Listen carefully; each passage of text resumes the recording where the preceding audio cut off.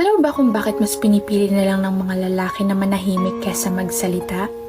Every time na gusto nila ayusin yung problema, tinutulak mo sila palayo. Ayaw mo makinig sa gusto nilang sabihin pag hindi naaayon sa perspective mo.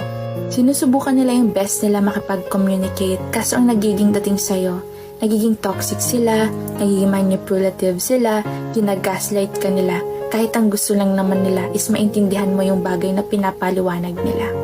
Kaya karamihan sa mga lalaki mas pinipili na lang ng sarilihin yung sakit na nararamdaman nila dahil yung mismong tao na gusto nilang pagsabihan is hindi rin open makinig sa sasabihin nila.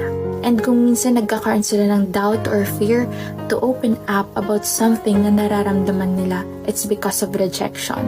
Alam nila na sa kahit anong sabihin nila at kahit saang anggulo, talo pa rin sila.